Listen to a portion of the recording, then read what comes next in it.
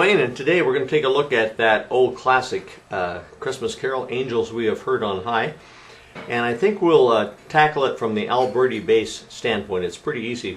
An Alberti bass, as you probably know, is to take any chord, any three-note chord, and play bottom, top, middle, top, bottom, top, middle, top. And so the only two chords so far in that song that I just played are the F chord. I'm playing it in the key of F, by the way. It could be played in any key, but I'll play it in the key of F. And then I played the C seventh chord like that. Bottom, top, middle, top. Okay. By the way, when you play the Alberti bass on a seventh chord, you have to leave one note out. And so the fifth is probably the best note to leave out. Because if you don't have a third, you don't know whether it's major or minor. And of course, if you don't play the seventh, then you don't have a seventh chord. And if you don't play the root, then you don't know what the chord is. So fifth is definitely the best note to leave out. So it would be like this.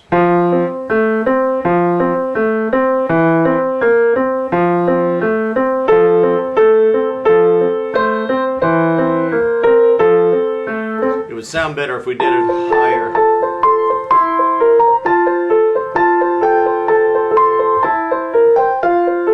And you might want to depress your damper pedal a little bit so that the pedal on the right, so that it all kind of meshes together. I don't mean push it down and hold it, but you know, push it down once in a while and let it accumulate a little bit, then let it up between chords.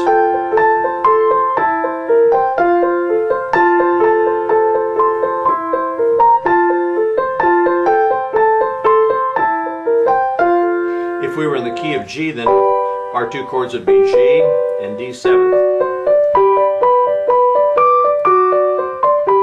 we were in the key of A flat, key of A flat would be the A flat chord and the E flat seventh chord. It's the exact same thing. Key of A, key of B flat, key of B, and so on. Okay, so it doesn't matter what key you play it in, but the principle is exactly the same. That's the neat thing about music, that the concepts are transferable from key to key. Okay, and by the way, the techniques are transferable from song to song. You could use the Alberti bass not on just this, but on tons of songs. Okay, and that's true of all the techniques that are available to any piano player. Okay, let's come back to in the key of F, and we played the first part. Now the second part goes like this.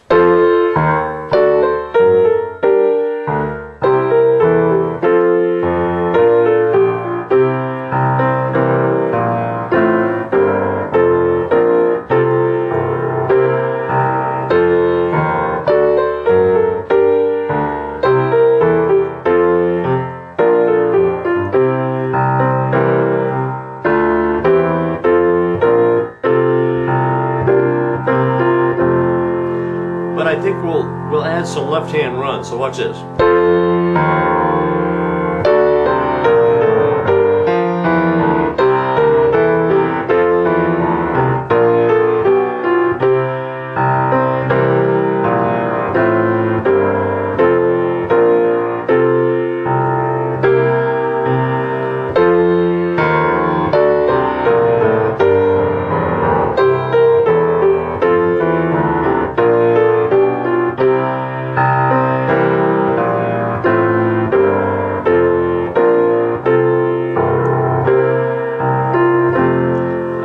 Walk you through that real slowly.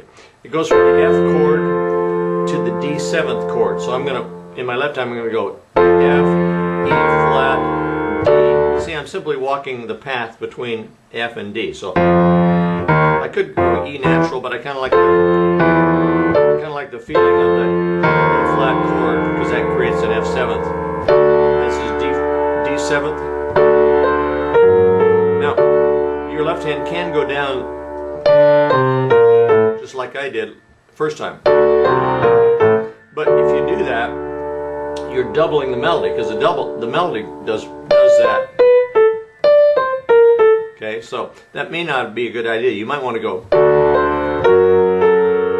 other words, a little different. Now when you get to G minor 7th, you can walk down from G. G, F, E, D, C. Then when you get to F, F, E, D, C, B flat, B natural. In other words, when your right hand's busy maybe your left hand shouldn't do too much, but when your right hand's resting, then your left hand can do something. You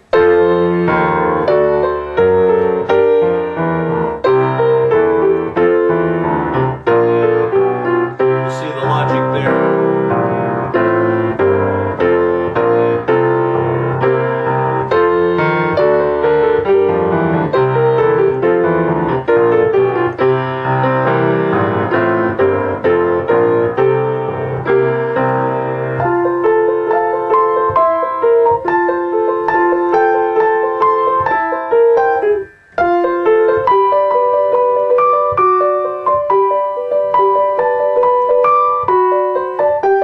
We could do the same thing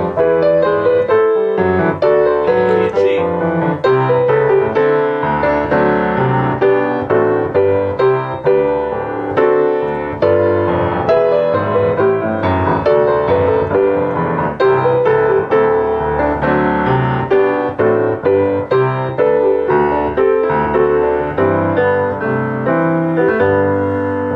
Okay, there's some ideas on Angels We Have Heard on High.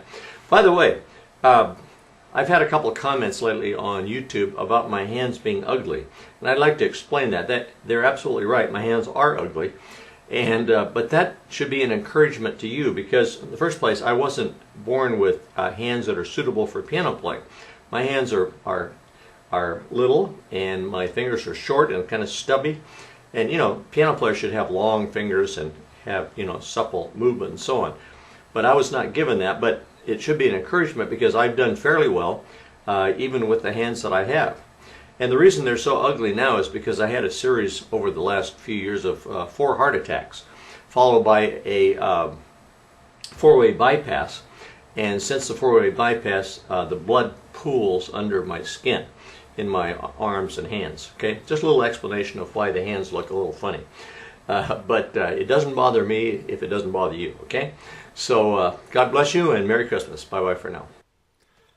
Hi, this is Dwayne again, and I'd like to tell you about a little book that I wrote a few years back. It's called Piano Chords and Chord Progressions, The Secret Backdoor to Exciting Piano Playing.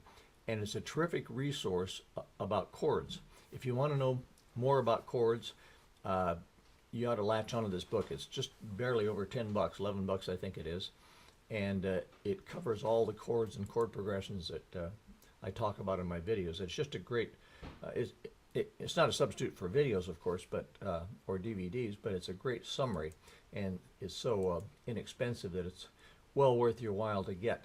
Here's a table of contents. You can just look down here and see all the things it covers. Starts out with major, minor, diminished, augmented, 6th, 7th, and on to 13th chords and suspensions and alterations, and then gets on to chord progressions and so on. So it's a very thorough book, and it's got a lot of illustrations. I'll just toggle through a little bit, so you can, and there's the back cover. So it's worth your while to get. So hope you take advantage of that. Thank you. Bye bye for now.